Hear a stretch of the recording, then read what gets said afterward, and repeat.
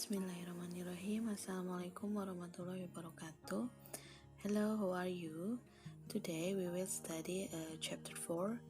Which one is your best getaway? Atau manakah tempat liburan terbaik kamu? Before we study, let's pray together. Sebelum belajar, kita berdoa dulu ya. Okay, today we study about chapter 4. Look at the picture below. Do you know this place?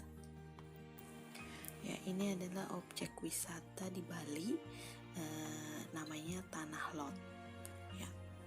Next, do you know this place? Pasti tahu ya, ini Eiffel Tower atau Menara Eiffel di Prancis. Kemudian ini adalah tempat wisata di daerah kita.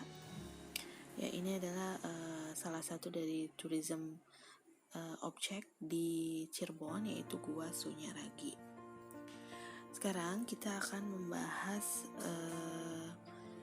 kompetensi dasar keempat, yaitu menganalisis fungsi sosial, struktur teks, dan unsur kebahasaan beberapa teks deskriptif lisan dan tulis dengan memberi dan meminta informasi pendek dan sederhana terkait orang, benda, dan tempat sesuai dengan konteks penggunaannya.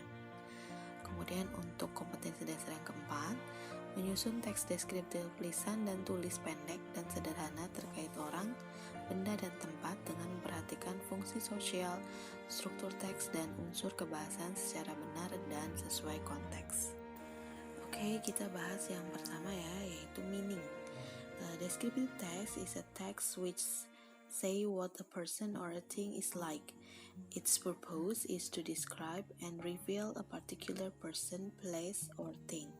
Jadi, teks deskriptif ini yaitu teks yang menjelaskan gambaran seseorang atau benda atau tempat.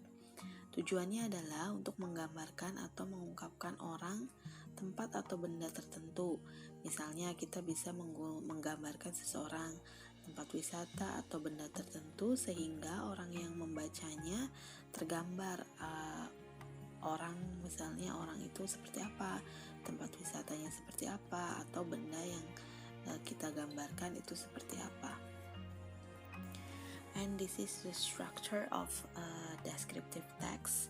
Ini adalah struktur dari teks deskriptif. Yang pertama adalah identification atau identifikasi. Ini adalah pendahuluan berupa gambaran umum tentang suatu topik. Kemudian yang kedua adalah description atau deskripsinya. Ini berisi ciri-ciri khusus yang dimiliki benda, tempat, atau orang yang dideskripsikan. Misalnya dari physical appearance-nya atau penampilannya, dari quality-nya atau dari behavior-nya, dari perilakunya. Ciri-ciri atau grammatical features dari descriptive text ini adalah yang pertama, menggunakan simple present, yaitu tenses yang digunakan untuk menceritakan kegiatan sehari-hari atau kebiasaan. Kemudian yang kedua, menggunakan linking verb, kata kerja pertama, kemudian menggunakan to be juga, misalnya is, am, atau are. Kemudian fokusnya hanya pada objek tertentu.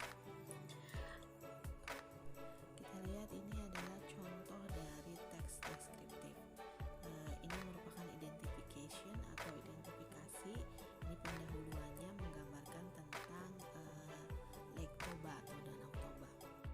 Di sini bisa dilihat digambarkan secara umum tentang Danau Toba tersebut. Kemudian yang kedua ini adalah description. Nah, di sini mulai dijelaskan secara berurutan dengan detail tentang Danau Toba. Kemudian ini bisa dilihat menggunakannya to be, is, am, atau are. Di sini banyaknya menggunakan to be is dan kemudian kata kerja pertama. Okay, I think it's enough for today. Thank you for your attention. Wassalamualaikum warahmatullahi wabarakatuh.